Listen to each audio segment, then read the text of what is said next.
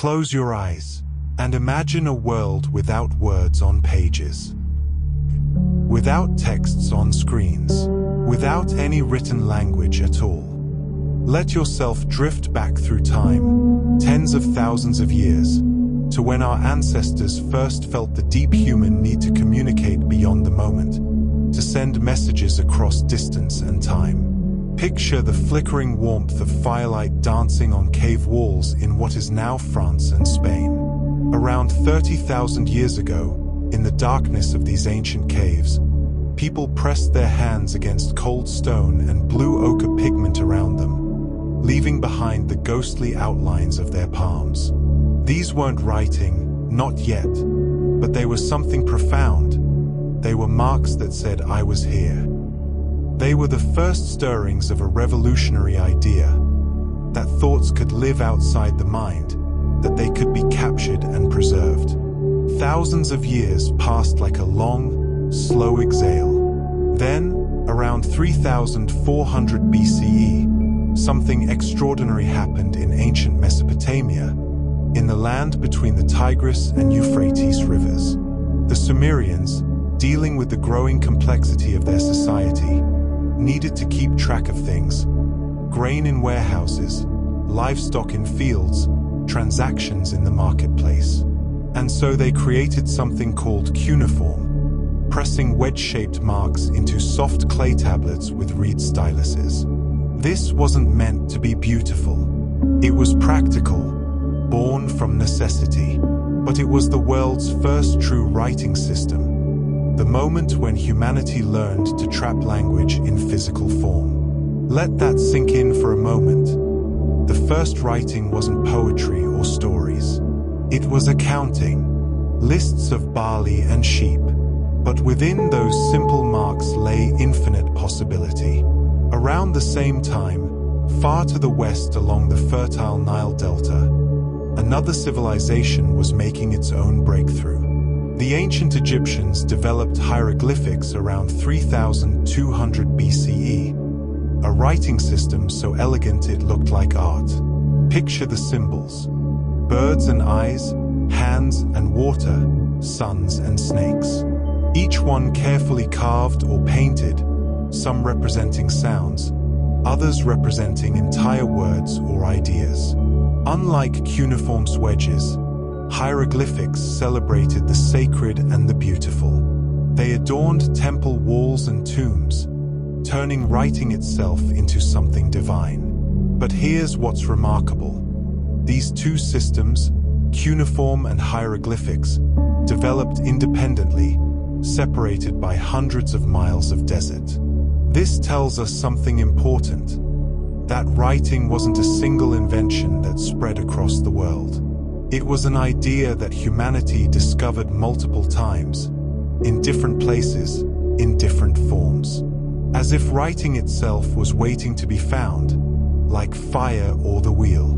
Now drift further east, across mountains and vast distances, to ancient China.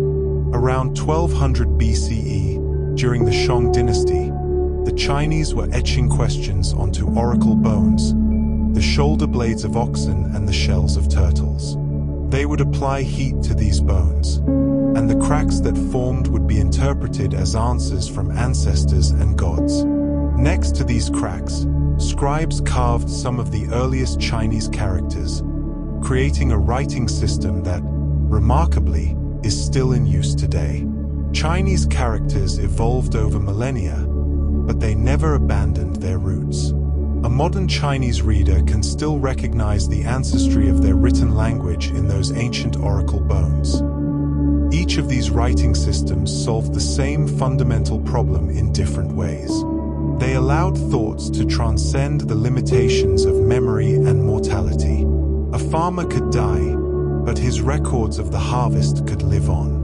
A king could pass, but his decrees could endure. Time itself could be conquered, just a little, through these marks on clay and stone and bone. Breathe deeply and let yourself feel the weight of this achievement. For hundreds of thousands of years, human knowledge existed only in minds and voices. Stories passed parent to child, elder to youth, each retelling slightly different, details lost like grains of sand through fingers. But once writing emerged, knowledge became permanent. It could accumulate, it could be corrected, it could travel without travelers. And yet, for all their power, these early writing systems shared a limitation. They were complex, sometimes requiring thousands of different symbols. In ancient Egypt, only about 1% of the population could read and write. These were the scribes, trained from childhood in the intricate art of hieroglyphics. Writing was a specialized skill, almost a form of magic, controlled by a small elite. The complexity meant that writing spread slowly. It moved like honey rather than water, thick and deliberate. But it did spread. From Mesopotamia, cuneiform influenced neighboring cultures. The Akkadians adopted it, then the Babylonians, then the Assyrians.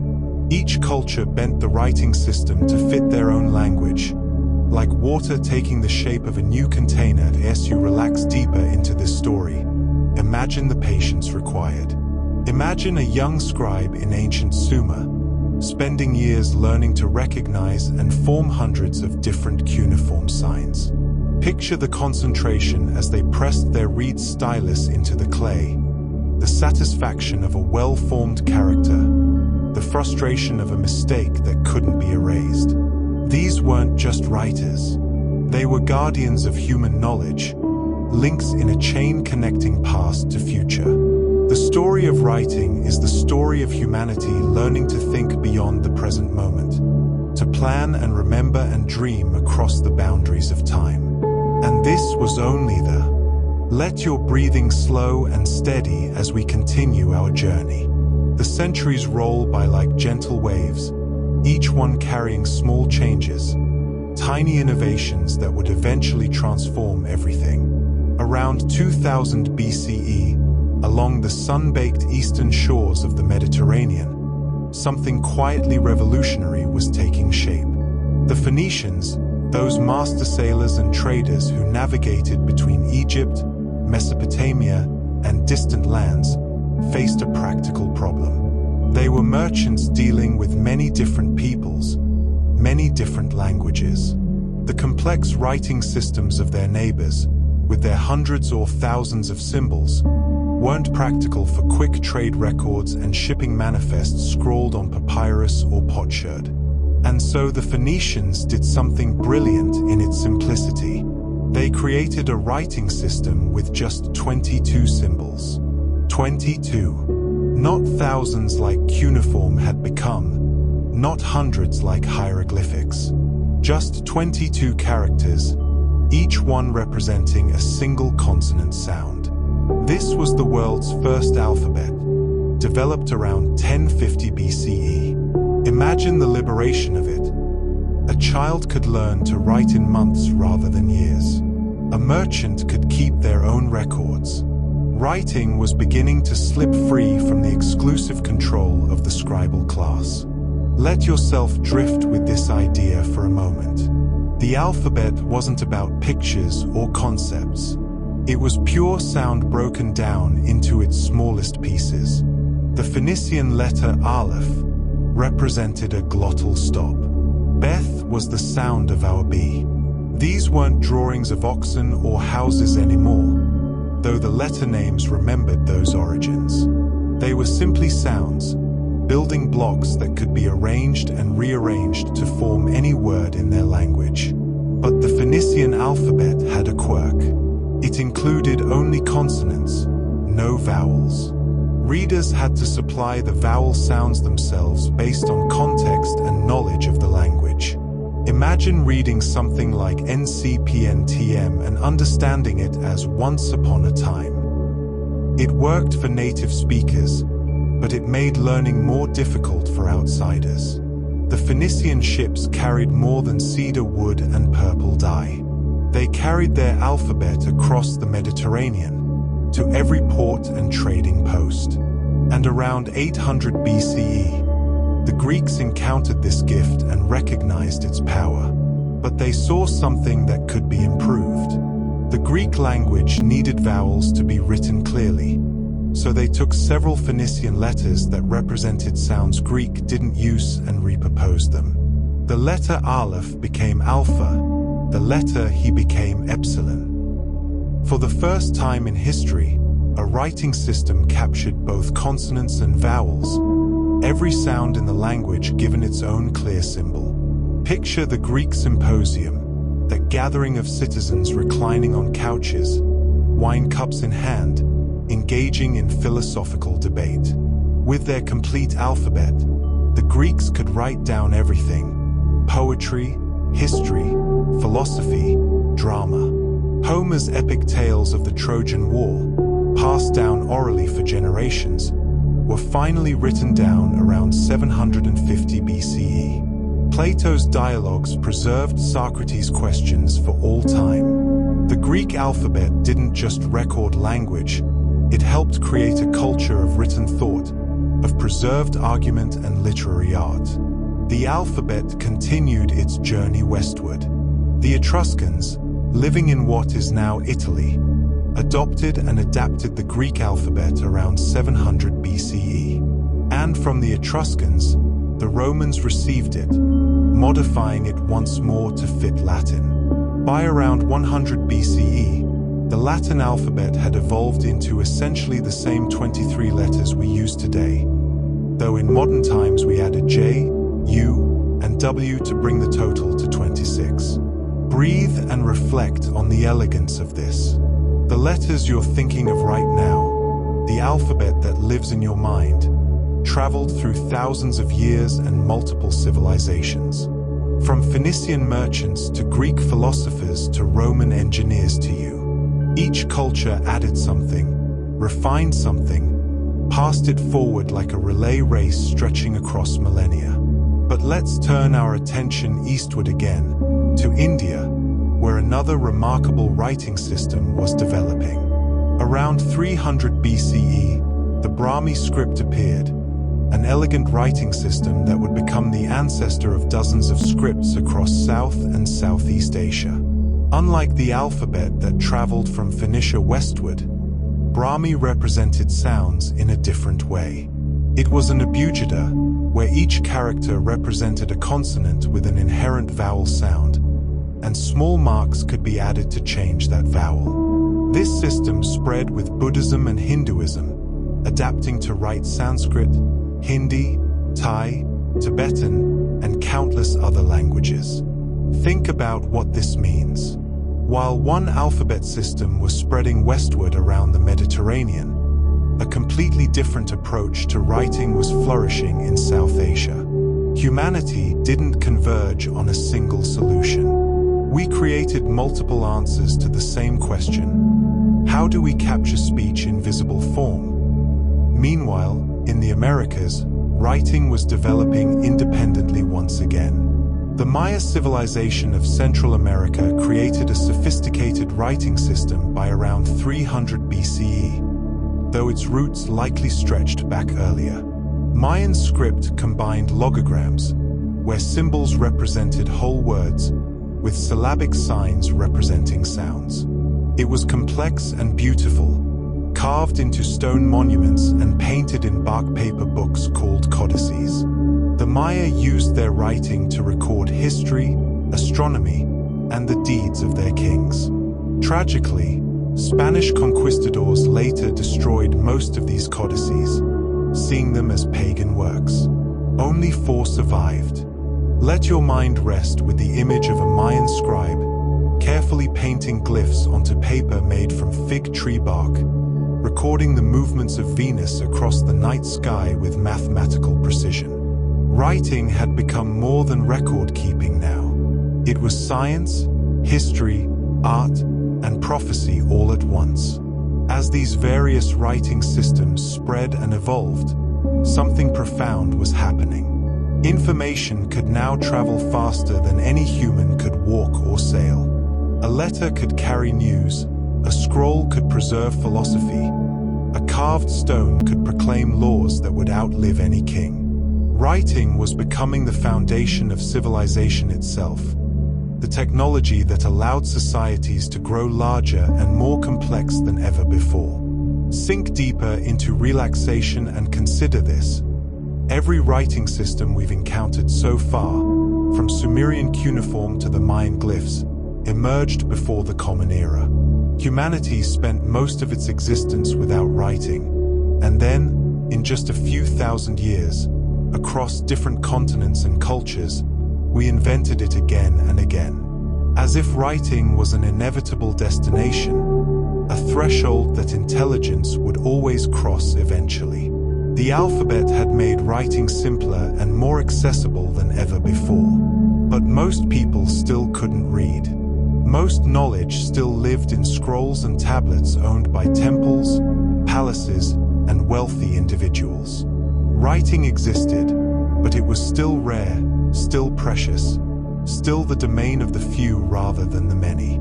That too was about to change, though it would take more than 1,000 years. For now, rest in this moment of our story, where the alphabet has been born and is spreading slowly across the ancient world, carried by traders and conquerors, adapted by culture after culture, preparing the ground for everything that would follow. Breathe deeply and let time flow forward like a gentle stream. Centuries pass, empires rise and fall, but the written word endures. In the ancient world, if you wanted to write something down, you had choices to make about what to write on. The Mesopotamians had their clay tablets, durable but heavy. The Egyptians had discovered something more portable around 3000 BCE, papyrus. Picture the Nile Delta, where the papyrus plant grew tall in the marshes, its triangular stems swaying in the breeze. Egyptian craftsmen would slice these stems into thin strips, lay them crosswise in layers, pound them together, and create sheets that could be written on with ink made from soot and gum. These sheets could be glued together into long scrolls, some stretching 20 or even 40 feet in length. Papyrus traveled across the Mediterranean world, becoming the writing surface of choice for Greeks and Romans.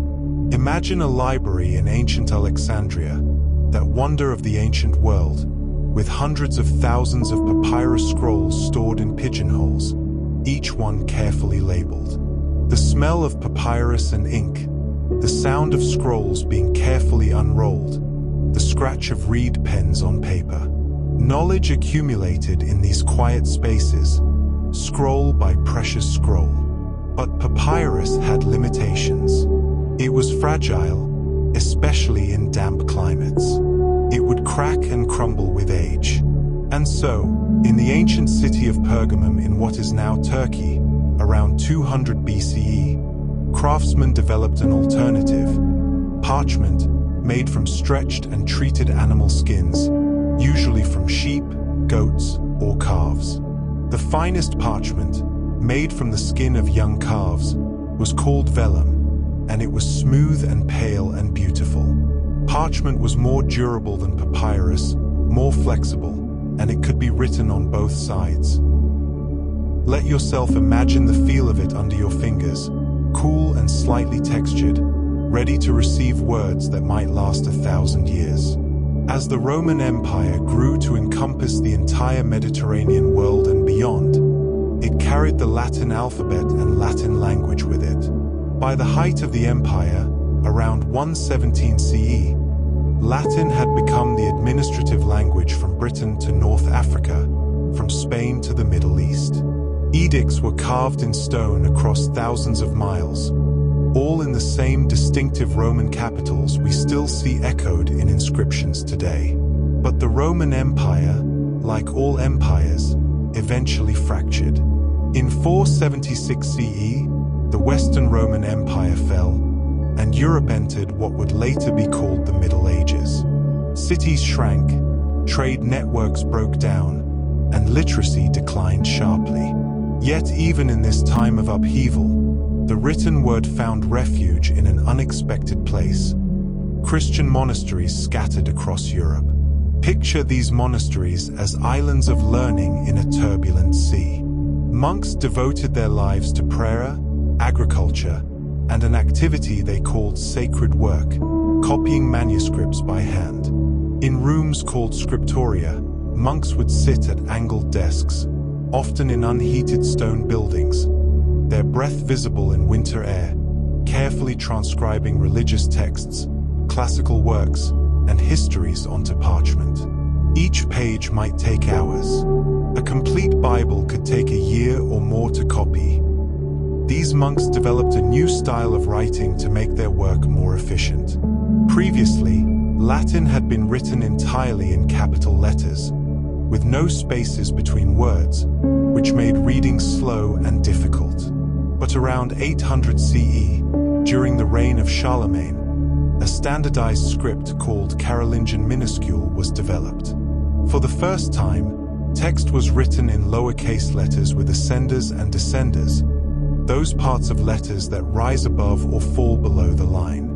Words were separated by spaces. Punctuation marks were added. Reading became dramatically easier. Close your eyes and feel the significance of this innovation. Those lowercase letters you use every day, the spaces between words you take for granted, these weren't always part of writing. They had to be invented, refined, standardized. Each innovation made written knowledge more accessible, easier to absorb. The monasteries preserved more than just Christian texts. Irish and English monks, in particular, copied works by ancient Roman and Greek authors, preserving knowledge that might otherwise have been lost forever. When Charlemagne wanted to revive learning in his empire in the late 700s, it was to monasteries that he turned, bringing monks from across Europe to establish schools and copy texts. Without these patient scribes, working year after year in their cold scriptoria, much of classical literature and learning would have vanished entirely. Meanwhile, in the Islamic world, learning was flourishing. After the death of the Prophet Muhammad in 632 CE, Islamic civilization spread rapidly across the Middle East, North Africa, and into Spain. The Arabic script, written from right to left in flowing, connected letters, became the vehicle for an explosion of knowledge. The Quran, Islam's holy book, was copied and recited and memorized, and the beauty of Arabic calligraphy became an art form in itself. But Islamic scholars didn't just preserve religious knowledge. They translated Greek philosophical and scientific works into Arabic, works that had been lost to Western Europe. They made their own advances in mathematics, astronomy, medicine, and philosophy. The House of Wisdom in Baghdad, established in the early 800s, became a center of learning where scholars translated, studied, and debated ideas from across the known world.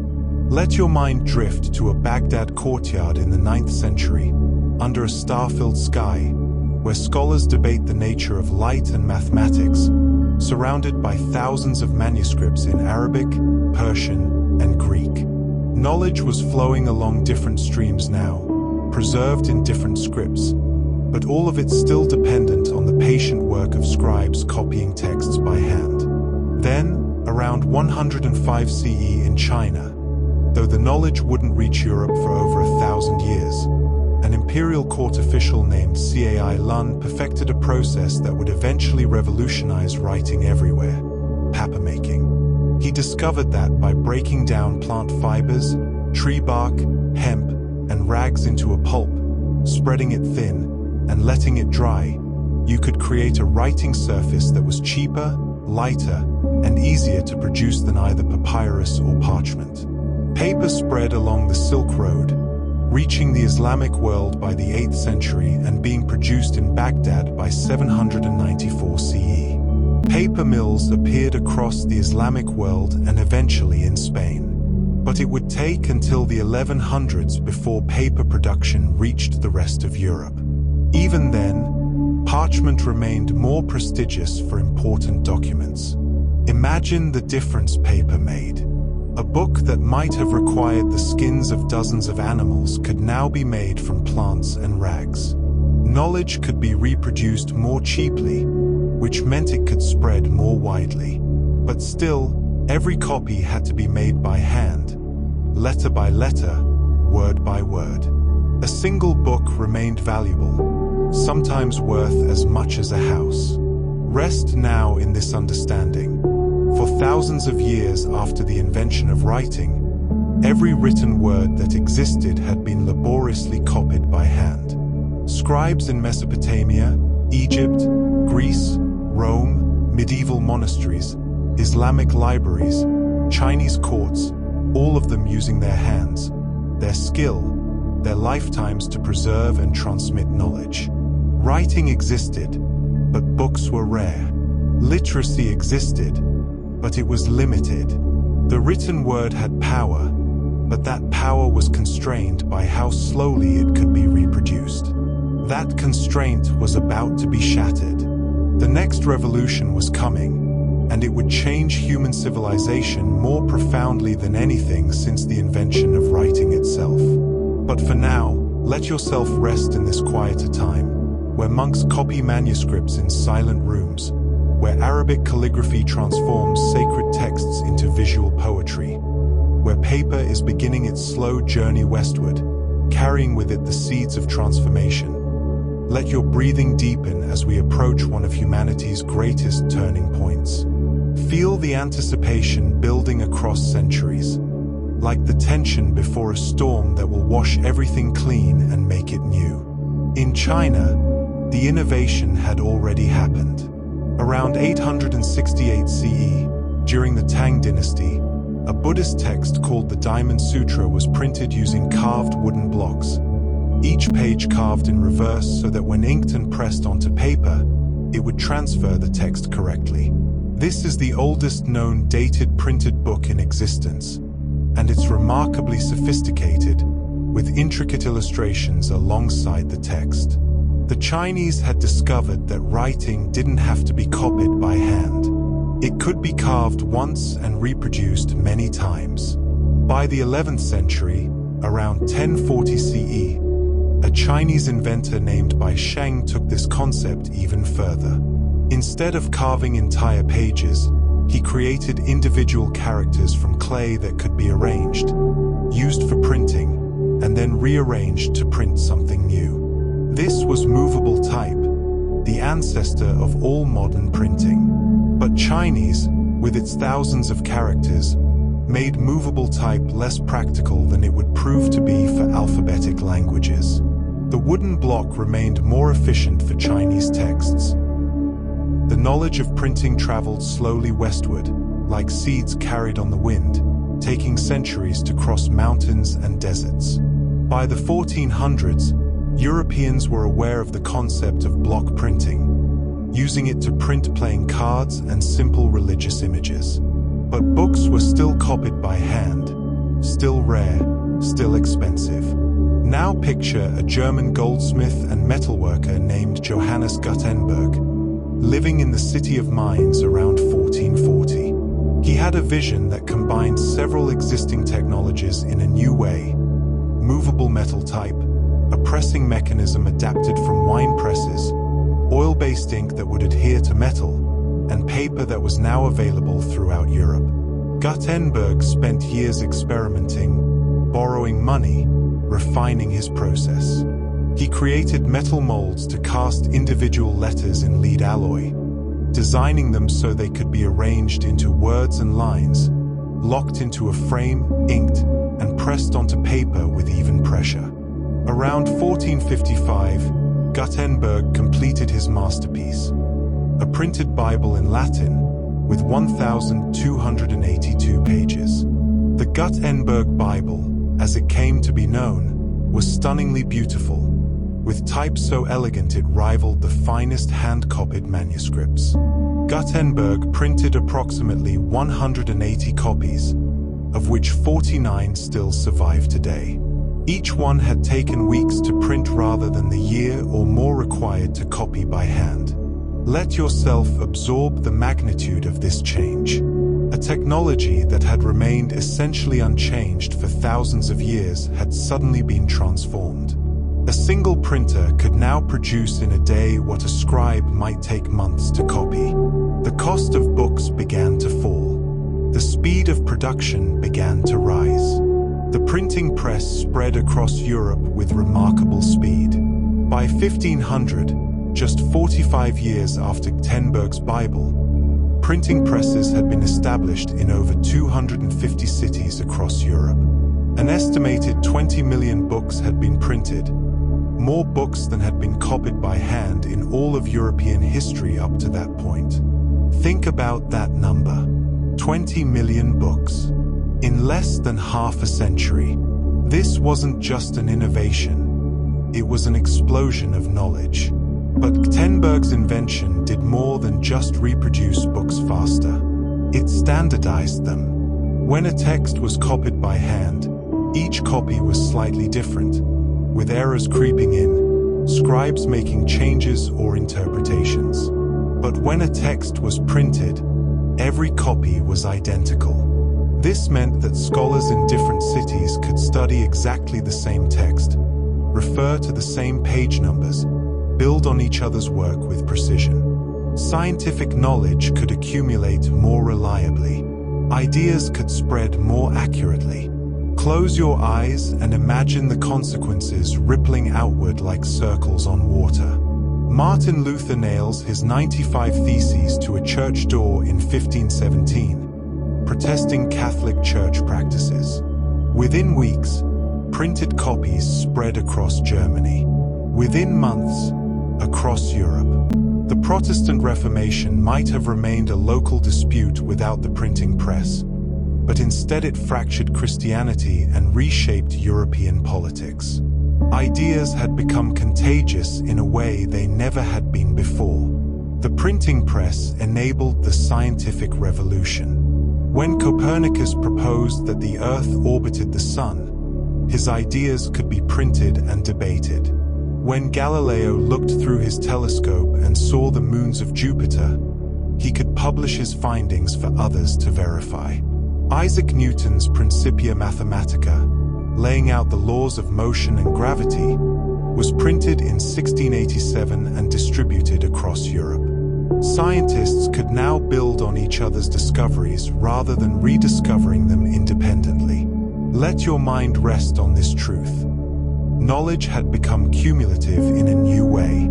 It wasn't just that books were cheaper or more available. It was that ideas could now spread at the speed of transportation rather than the speed of hand copying. A new discovery in Italy could be read in England within weeks. A philosophical argument from France could be debated in Poland within months. But literacy was still limited. In 1500, perhaps 10% of Europeans could read. Books were cheaper than manuscripts, but still expensive. Most were still in Latin, the language of scholars and the church, not the common languages people spoke in their daily lives. The printing press had opened a door, but most people still stood outside looking in. That too began to change. Printers discovered that books in vernacular languages, the languages people actually spoke, sold better than Latin texts. The Bible was translated from Latin into German, English, French, and other languages, often against fierce opposition from church authorities who wanted to control interpretation of Scripture. But the economic logic was undeniable.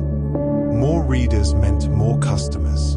Grammar books and dictionaries were printed, helping to standardize languages that had previously existed in countless regional variations. When William Caxton set up England's first printing press in 1476, English was still a fragmented collection of dialects, so different across regions that people sometimes couldn't understand each other.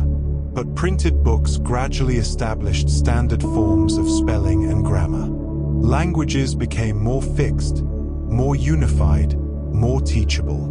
Picture a child in the 1500s, perhaps the son or daughter of a merchant or craftsperson, learning to read from a printed hornbook, a piece of paper with the alphabet mounted on a wooden paddle and covered with a thin sheet of transparent horn. Reading was no longer just for priests and nobles. It was becoming a practical skill for anyone engaged in trade or business. The appetite for reading material grew. In addition to religious texts and classical works, printers began producing almanacs, pamphlets, news sheets, poetry, plays, and eventually novels. Shakespeare's plays, performed on stage in London, were also printed in quartos and folios, allowing his words to reach readers across England and beyond. Literature was being born as a commercial enterprise, with writers beginning to earn money from their words. Relax into this moment of transformation. In less than 2 centuries, from Gutenberg's first Bible to Shakespeare's first folio in 1623, the world of writing had been utterly remade. Books had gone from rare treasures to common objects. Reading had gone from an elite skill to an expanding practice. Ideas had gone from local to international. The written word had gained a power it had never possessed before, the power of mass reproduction. But this was still just the beginning. The printing press had changed what was possible, but most of humanity still couldn't read. Most knowledge still remained inaccessible to most people. The story of writing was also becoming the story of literacy, of education, of the long, slow work of teaching billions of human beings to decode those mysterious symbols on the page. Rest now in this era of early printing, where the smell of ink and paper fills workshops across Europe, where the mechanical thunder of printing presses produces books by the thousands, where Martin Luther's Bible and Shakespeare's plays and Newton's equations spread across the continent in identical copies. The revolution has begun, but it still has centuries to unfold. Breathe slowly and let time flow forward again, through the centuries of transformation that followed the printing press. Feel the rhythm of progress, sometimes rushing like rapids, sometimes slow as a meandering river. As books became more common and affordable, a question arose with new urgency: who should be taught to read? For most of human history, literacy had been restricted to small groups, the scribes and priests and nobility. But the Protestant Reformation had emphasized that individuals should read the Bible themselves, without priestly intermediation. This created a religious motivation for teaching children to read.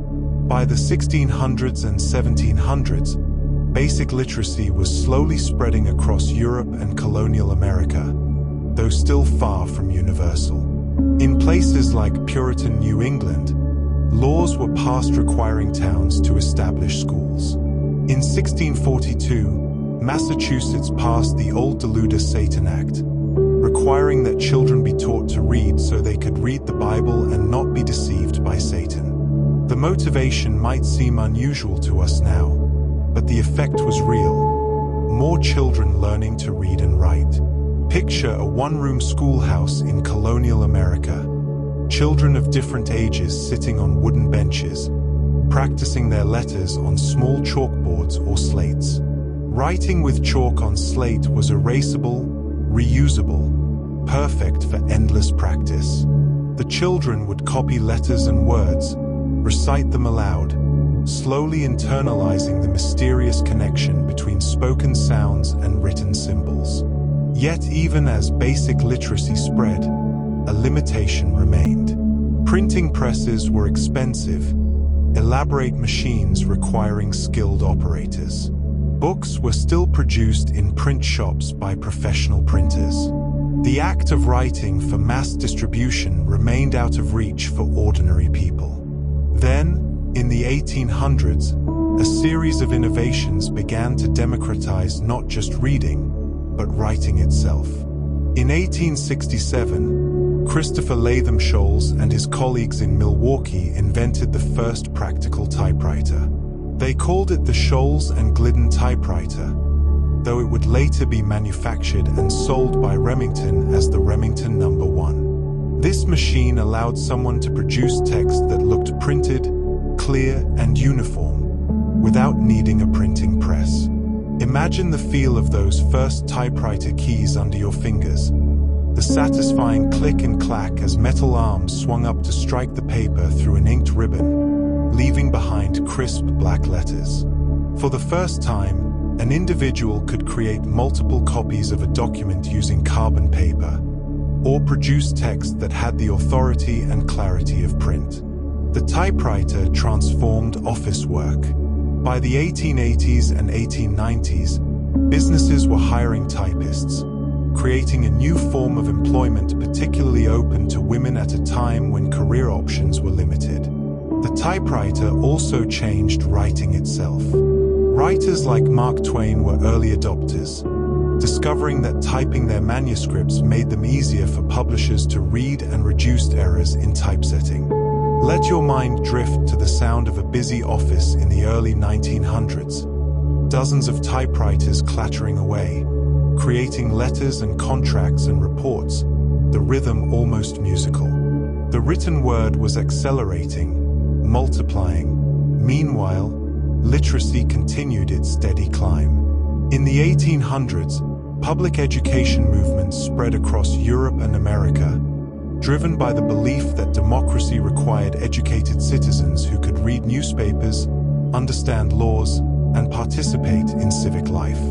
Prussia had established compulsory education in the early 1800s. Britain passed the Elementary Education Act in 1870, making school available to all children. American states gradually adopted compulsory education laws through the late 1800s and early 1900s. By 1900, literacy rates in Western countries had climbed dramatically. In the United States, about 90% of white adults could read, though racial discrimination meant literacy rates were much lower among formerly enslaved African Americans who had been systematically denied education. In Europe, literacy rates varied by country but were generally rising toward near-universal levels. Think about what this means. For thousands of years, from the invention of writing until roughly 1900, most human beings could not read or write. But in just a few generations, in the industrialized world, that ancient division between the literate few and illiterate many was beginning to close. Reading was becoming a common skill, an expected ability, something taught to every child. Yet the act of writing, of composing text, was still laborious. Whether writing by hand with pen and ink or typing on a typewriter, getting words onto the page required sustained physical effort. Writers would draft and redraft, often recopying entire pages to incorporate revisions. Each change required rewriting by hand or retyping entire sections. Then came a revolution in how text could be manipulated. In 1961, IBM introduced the Selectric typewriter, which used a rotating ball covered with letters instead of individual type bars. More significantly, in the 1960s and 1970s, word processing was born as computer scientists developed systems that could store text electronically and display it on a screen. The first true word processors were dedicated machines or computer programs that allowed text to be entered, edited, and printed without retyping everything. In 1978, a program called WordStar was released for personal computers, becoming the first widely used word processing software. Suddenly, writers could delete words, move paragraphs, insert sentences, revise endlessly without retyping anything. The text became fluid, malleable, easy to reshape. Close your eyes and feel the liberation this represented. The ancient labor of writing, the physical effort of getting words onto papyrus or parchment or paper, had been transformed. Text could now be edited as easily as thought itself. The barrier between thinking and writing grew thinner. As personal computers spread through the 1980s and 1990s, word processing became ubiquitous. Microsoft Word, released in 1983, would eventually become the dominant word processor, used by hundreds of millions of people. The typewriter, that revolutionary machine of a century earlier, became obsolete almost overnight. By the year 2000, most writing in the developed world happened on computer screens. But even as word processing transformed writing, something even more profound was happening. The internet, originally developed as a military and academic network in the 1960s and 70s, began to open to the public in the 1990s. In 1991, Tim Berners-Lee created the World Wide Web, a system of interlinked hypertext documents accessible through the internet. Suddenly, anyone with a computer and an internet connection could access written information from around the world. More significantly, they could publish it. In the early days of the web, creating a website required technical knowledge, but that barrier quickly fell. Blogging platforms emerged in the late 1990s and early 2000s, making it simple for anyone to publish their thoughts to a global audience. The ancient dream of writing, of preserving thoughts beyond the moment and sharing them across distance, had suddenly become available to billions of people. Let yourself absorb the magnitude of this shift.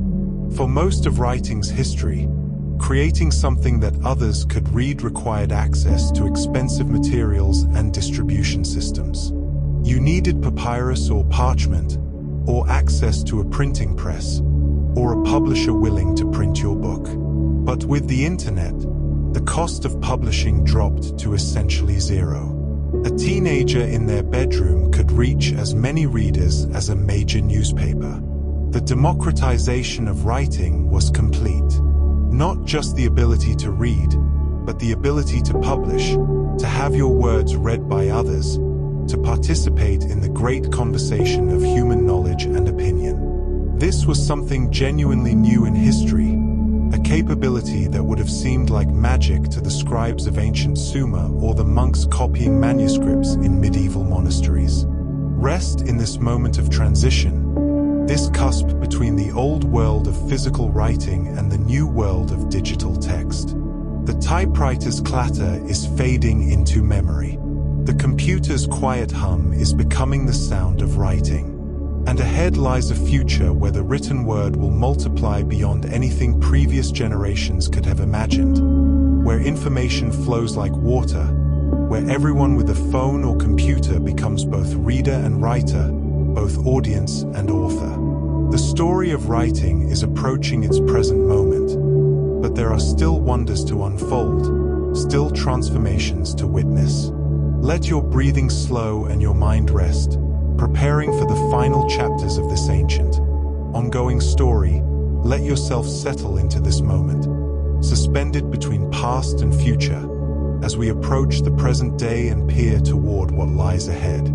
Feel the acceleration of change, the way decades now bring transformations that once took centuries. As the internet grew through the 1990s and early 2000s, a new form of writing emerged that would reshape how humans communicate. In 1992, the first text message was sent when engineer Neil Papworth typed "Merry Christmas" on a computer and sent it to a mobile phone. This SMS message, as it came to be called, was limited to just 160 characters, a constraint that would shape an entire generation's writing style. Picture the evolution. By the year 2000, teenagers were texting each other on Nokia and Motorola phones, developing new abbreviations and shorthand. LOL for laughing out loud, BRB for be right back, you instead of you. Critics worried this was destroying language, but something else was happening. People were writing more than ever before, just in shorter bursts, in more conversational style, with the immediacy of speech but the persistence of text. By 2007, when Apple released the iPhone with its touchscreen keyboard, and shortly after when smartphones became ubiquitous, writing became something people did constantly throughout the day. Text messages, emails, social media posts, comments, tweets. The average person in the developed world was writing thousands of words per week, far more than their grandparents had written in a year. Social media platforms transformed writing from a primarily one-to-many activity into something more complex. When Twitter launched in 2006, it imposed an even stricter limit than SMS, just 140 characters per post, later expanded to 280 in 2017. This constraint forced a new kind of brevity, a return in some ways to the concise communication of ancient times. Yet within these limits, people found ways to share news, tell stories, start movements, topple governments. Let your mind wander through the implications. The Arab Spring uprisings of 2010 and 2011 were coordinated partly through Twitter and Facebook. The #MeToo movement in 2017 spread through social media, giving voice to millions. Writing had become not just a way to record or inform, but a tool for immediate social coordination on a global scale. Words typed on a phone in one country could spark actions in dozens of others within hours. Meanwhile, the nature of reading was changing too. Wikipedia, launched in 2001, created a free encyclopedia that anyone could edit, written collaboratively by volunteers around the world. By 2023, it contained over 60 million articles in more than 300 languages, representing the largest collection of knowledge ever assembled. And it was free, accessible to anyone with an internet connection. The ancient library of Alexandria, which had perhaps 500,000 scrolls, could fit in a tiny fraction of Wikipedia's digital space. Reflect on this quietly. Humanity's entire accessible written knowledge, everything from ancient philosophy to the latest scientific discoveries, poetry to technical manuals, had become searchable and available within seconds. Google, founded in 1998, created a search engine that could scan billions of web pages and return relevant results almost instantly. The question was no longer whether you could find information, but whether you could sort through the overwhelming abundance of it. E-books arrived as another transformation. Amazon released the Kindle e-reader in 2007, and suddenly books became files that could be stored by the thousands on a device lighter than a single paperback. The physicality of books, the weight and smell and texture that had defined reading for millennia, became optional. You could now carry an entire library in your pocket. By 2020, e-book sales represented about 20% of the book market, with printed books holding strong among readers who still valued the tactile experience. But perhaps the most profound recent shift came with the development of artificial intelligence that could work with text. In 2022 and 2023, AI systems like ChatGPT emerged that could generate human-like text, answer questions, write essays, compose poetry, translate languages, and assist with writing tasks. For the first time since writing was invented, something other than a human mind could produce coherent written language. Close your eyes and consider what this means. Every word written from Sumerian cuneiform tablets to 2022 was created by human hands and human minds. Yes, those humans used tools, from reed styluses to typewriters to word processors, but the intelligence behind the words was always human. Now, machines trained on billions of human-written texts could generate new text that was often indistinguishable from human writing. This wasn't just a new tool for writing. It was a different kind of partner in the act of communication. The implications are still unfolding. Students use AI to help with homework. Writers use it to overcome writer's block or generate ideas. Businesses use it to draft emails and reports. Some worry this will make human writing obsolete, but history suggests otherwise. The printing press didn't eliminate handwritten letters.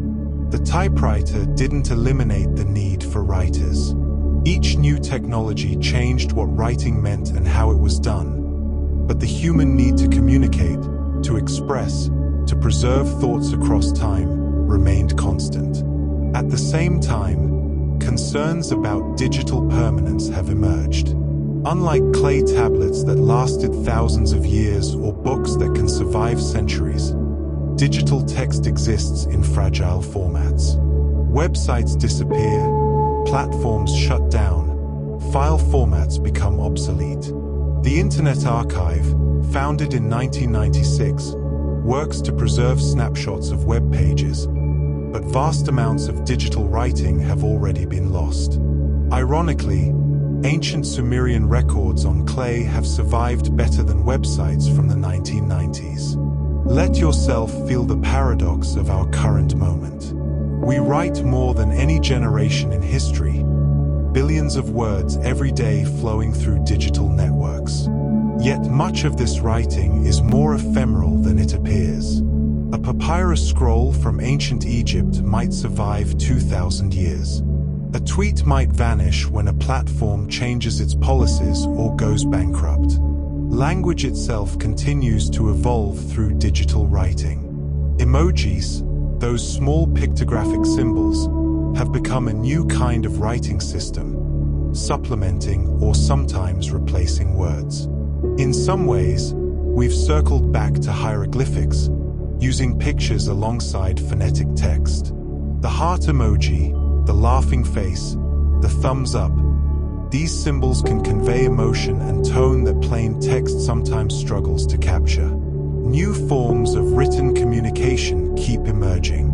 Messaging apps like WhatsApp and WeChat dominate in different parts of the world, each with their own cultures of writing. Discord servers create spaces for community conversation.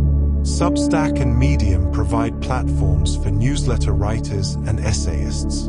TikTok, though primarily video-based, features captions and text overlays that have become their own form of storytelling. As of 2025, we're witnessing yet another evolution. AI that can generate images from text descriptions, video from written prompts, code from natural language instructions. Writing is becoming a universal interface, a way to command machines and create in media that previously required specialized skills. Type a description, and an image appears. Describe a scene, and software generates it. The written word is gaining new powers, becoming not just a way to record and communicate, but a way to create reality in digital spaces. Rest now in the present moment, this extraordinary time when writing exists in more forms and reaches more people than ever before in human history. When a thought can be typed on a phone and read on the other side of the world within seconds. When billions of people carry the ability to write and publish in their pockets. When machines can generate text and humans can command creation through writing. From the first handprints on cave walls to clay tablets to papyrus scrolls to printed books to digital text to AI-generated content. The journey has been long and winding, but the core impulse remains the same. We want to communicate. We want to preserve. We want our thoughts to transcend the limitations of memory and mortality. We want to connect across distance and time.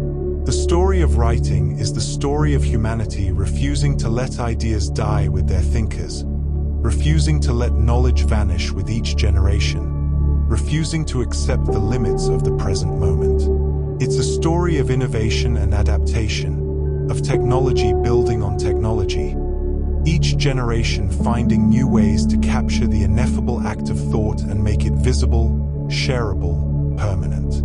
And the story is not over. It will continue as long as humans have thoughts they want to preserve and share. The tools will change, the media will evolve, but the fundamental magic of writing, that transformation of thought into symbol, mind into matter, will endure. Let yourself rest in that certainty, that ancient continuity, that eternal human need to write, to communicate, to connect. Breathe deeply, and know that you are part of this story. Every message you send, every word you type, every thought you preserve in writing, you are participating in this ancient human art, this miracle of communication that began 30,000 years ago with a hand pressed against a cave wall and continues today with your fingers on a keyboard or screen. The evolution of writing is not just history. It is the present, unfolding moment by moment. And it is the future, stretching ahead toward possibilities we can barely imagine. Rest in this knowledge, let it soothe you, and know that the written word, in whatever form it takes tomorrow, will continue to connect us, to preserve us, to make us more than we could be alone. The story continues. It always continues, and you are part of it. Sleep well, dear listener, in the comfort of knowing that human communication, human connection, human creativity will endure, written and rewritten, generation after generation, from the first marks on clay to whatever wonders await us in the years to come. But let us not end our journey just yet. Breathe slowly and drift with me a little longer, for there are beautiful threads in this tapestry we have not yet traced. The story of writing is not one story, but many, woven together across continents and centuries. While alphabets spread across Europe and the Middle East, other writing systems flourished in their own magnificent ways. In Japan, a unique situation developed where multiple writing systems coexist even today.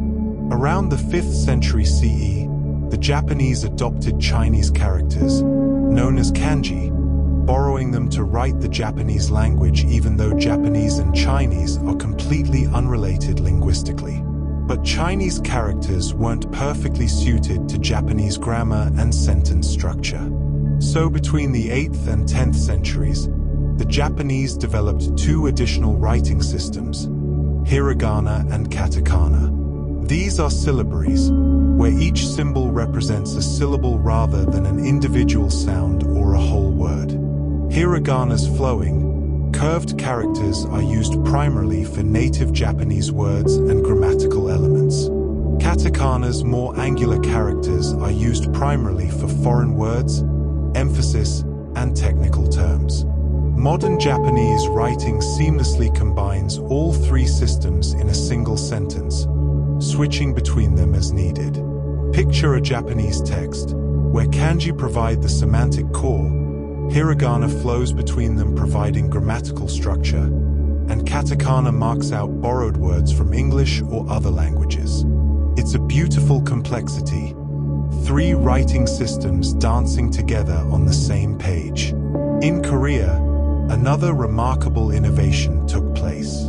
For centuries, Koreans had used Chinese characters to write their language, which, like Japanese, was linguistically unrelated to Chinese. This was cumbersome and difficult to learn.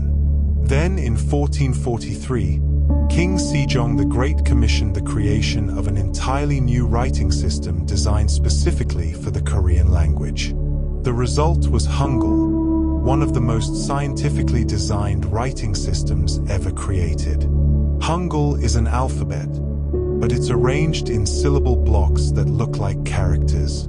Each letter is based on the shape the mouth, tongue, and throat make when producing that sound. The letter for G or K mimics the shape of the tongue touching the soft palate. The system was so logical and easy to learn that it was said a wise man could learn it in a morning, and even a fool could master it in 10 days. Let yourself appreciate the thoughtfulness of this design, a writing system created not through centuries of evolution, but through deliberate planning to be as accessible as possible. Closer to our own time, in the 1820s, something extraordinary happened in North America. A Cherokee silversmith named Sequoyah, who was not literate in English, spent 12 years developing a writing system for the Cherokee language. Working in isolation, he created a syllabary of 85 characters, each representing a syllable in Cherokee. Within a few years of its introduction in 1821, thousands of Cherokee people had learned to read and write in their own language. The Cherokee Phoenix, a bilingual newspaper in Cherokee and English, began publication in 1828, making the Cherokee one of the first Native American tribes to have a widely used writing system for their language. Reflect on Sequoyah's achievement. He saw the power that writing gave to English speakers and decided his people should have the same advantage in their own language. Working alone, without formal education in linguistics, he created a functional writing system that is still used today. It's a reminder that writing systems are not mysteries handed down from on high, but human inventions that can be created and adapted when the need arises. In Ethiopia, the GEZ script has been used since at least the 4th century CE, making it one of the oldest writing systems still in use. Like Hangul, GEZ is an abugida where each character represents a consonant with an inherent vowel that can be modified. It's used today to write Amharic, Tigrinya, and other Ethiopian and Eritrean languages, connecting modern speakers to an ancient literary tradition that includes some of the earliest Christian texts in Africa. The diversity of writing systems around the world tells us something profound. There is no single right way to capture language in visual form. Alphabets, syllabaries, character-based systems, abugidas, each has its strengths and reflects something about the language and culture that created it. Chinese characters carry meaning visually in a way that alphabets don't. Arabic script connects letters in flowing chains that mirror the cursive nature of handwriting. The angular precision of Korean Hangul reflects its logical construction. Let your mind wander through this diversity. A child in Tokyo learns 3 writing systems before they're 10 years old. A child in New Delhi might learn to read in both the Devanagari script of Hindi and the Latin alphabet of English. A child in Cairo learns Arabic, where short vowels are often omitted and readers supply them from context. Each writing system shapes how its users think about language, about sound, about meaning. Throughout history, writing systems have been adapted and borrowed across cultures, but they've also been suppressed and erased. Colonial powers often imposed their writing systems on conquered peoples, sometimes banning indigenous scripts. The Spanish destroyed most Maya codices. The Soviet Union briefly banned the Arabic script in Central Asia, imposing Cyrillic. Yet many indigenous writing systems have survived, sometimes underground, sometimes adapted, often through the determined efforts of communities who refused to let their written heritage die. In the modern era, Unicode, the universal character encoding standard developed in the 1980s and continually expanded, has been working to preserve and enable all writing systems digitally. By 2024, Unicode includes over 150,000 characters covering more than 150 scripts, from common ones like Latin and Chinese to rare and historical scripts like Phoenician and Egyptian hieroglyphics.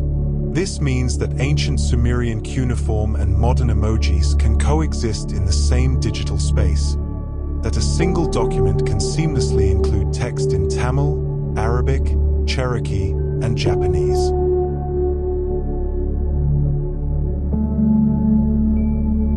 Close your eyes and feel the wonder of this achievement.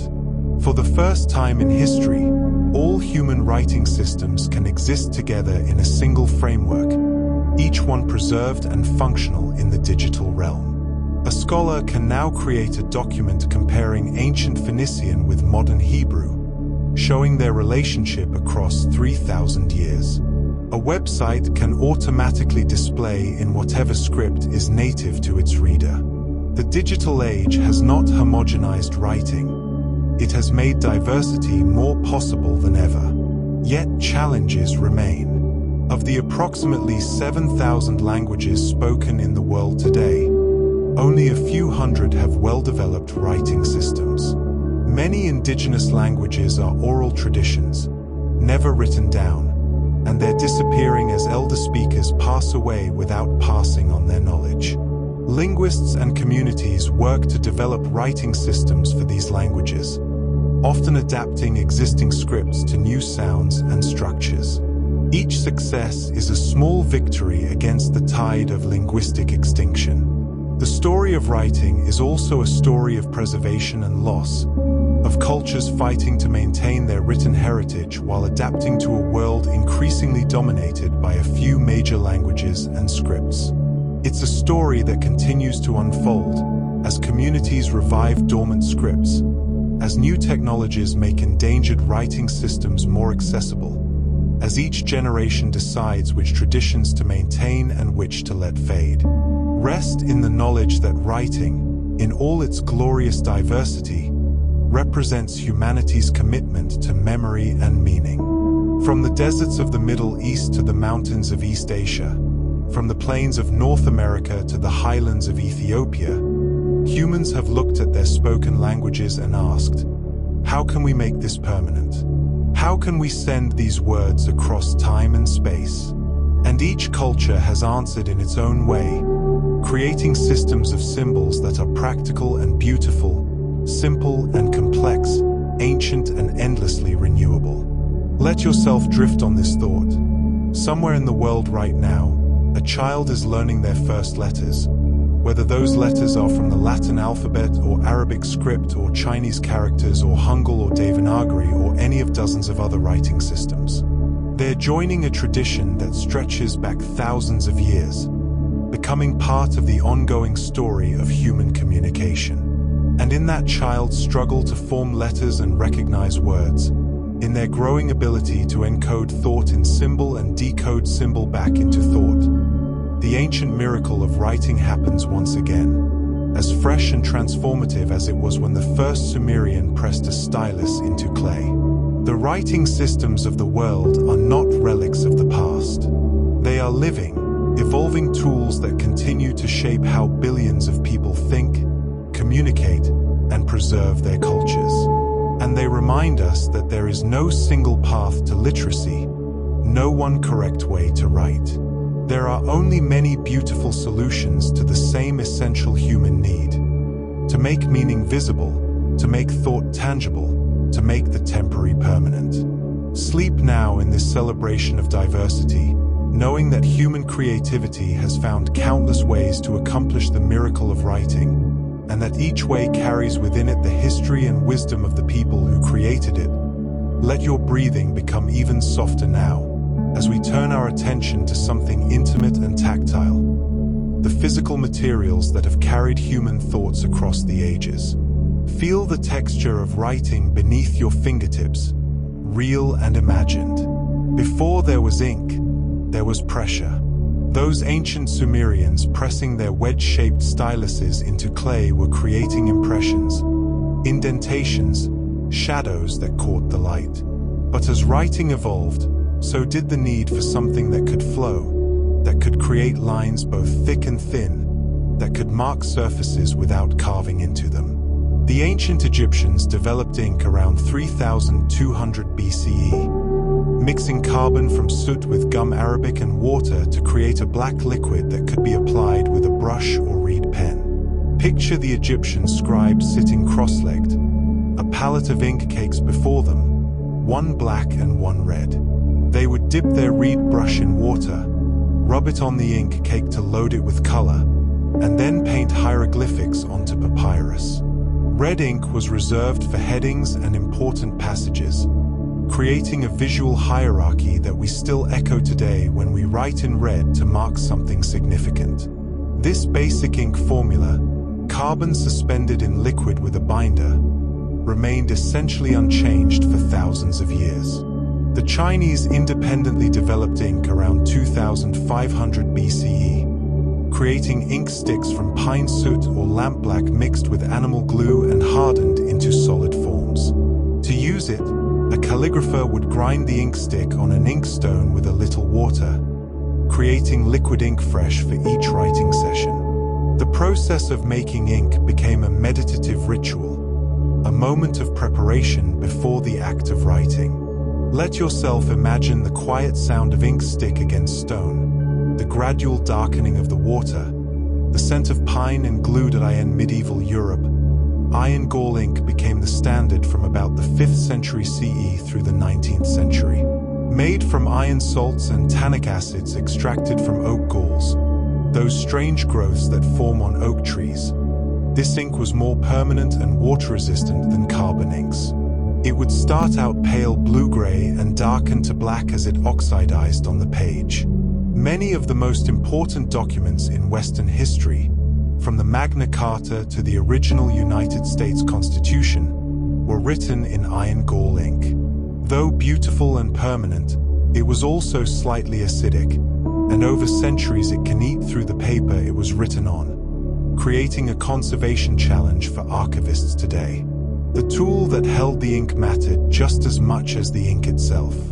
The quill pen, made from the flight feathers of large birds like geese or swans, became the dominant writing instrument in Europe from about the 6th century CE until the 19th century. A skilled scribe would carefully cut and shape the hollow shaft of the feather, creating a split nib that would hold ink and release it in a controlled flow. Quills needed constant resharpening as they wore down, and a serious writer might go through dozens of quills in a year. Close your eyes and imagine the gentle scratch of quill on parchment, the necessity of dipping the pen in ink every few words, the care required to avoid blots and splatters. Writing was a slow, deliberate act. There was time to think between one dip of the pen and the next, time for words to be chosen carefully because correcting mistakes meant scraping away ink with a knife or starting the page again. The steel pen nib, mass-produced beginning in the 1820s in Birmingham, England, revolutionized writing by making pens more durable and affordable. By 1850, steel nibs had largely replaced quills.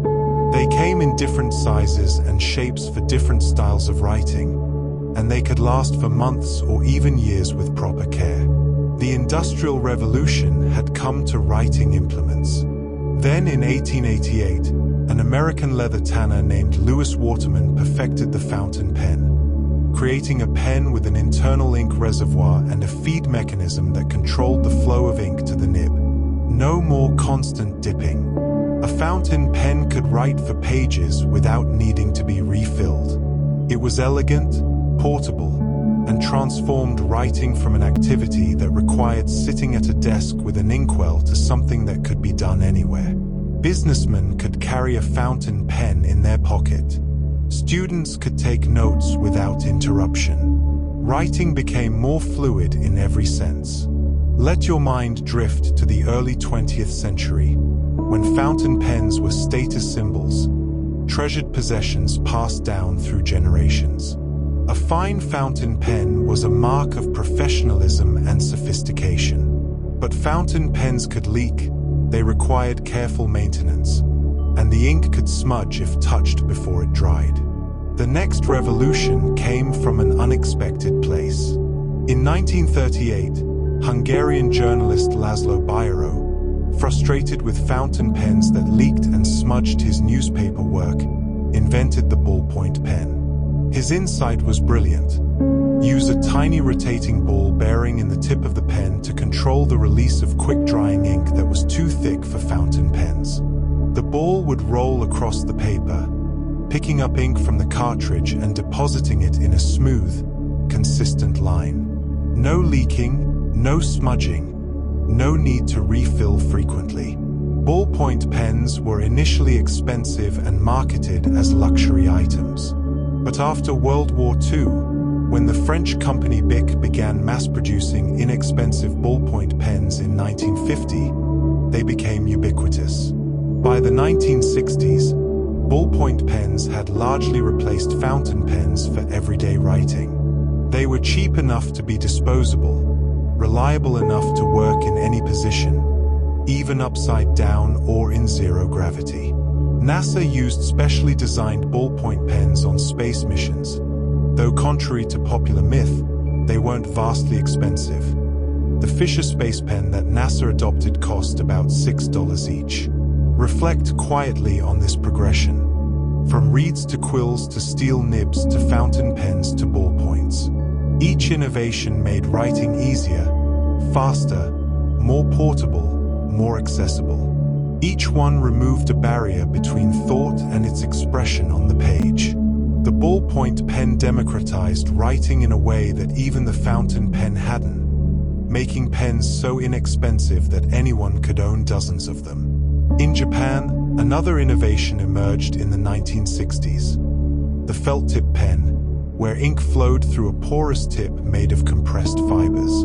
These pens could create broader, more expressive lines, perfect for calligraphy and art as well as writing. They led to markers, highlighters, and an explosion of colors and tip sizes. Writing could now be not just black or blue, but any color imaginable, thick or thin, permanent or erasable. The mechanical pencil deserves mention too. While pencils made from graphite wrapped in wood had been common since the 1560s, when a large graphite deposit was discovered in England, the mechanical pencil with replaceable graphite leads was patented in 1822 by Samson Mordan and John Isaac Hawkins. It meant never having to sharpen, never having a pencil worn down to a stub too small to hold. By the 20th century, mechanical pencils became essential tools for architects, engineers, and students, offering precision and convenience. Picture a student's desk in the 1970s or 1980s. A collection of ballpoint pens in different colors, mechanical pencils with different lead thicknesses, erasers both rubber and plastic, perhaps a correction fluid bottle for fixing mistakes. The tools of writing had multiplied, specialized, become both art supplies and office equipment. Writing could be colorful, playful, precise, or casual, depending on the tool chosen and the purpose at hand. Let yourself feel the weight of a favorite pen in your hand, the way it fits your grip, the satisfaction of the ink flowing smoothly onto paper. Even in our digital age, when so much writing happens on keyboards and touchscreens, the physical act of handwriting with pen and paper retains something irreplaceable. Studies have shown that handwriting activates different parts of the brain than typing, that students remember information better when they write notes by hand rather than typing them. The connection between hand and thought, mediated by pen and ink, is not just nostalgia. It's something fundamental about how we process and retain information. The materials and tools of writing tell their own story, parallel to the story of writing systems and literacy.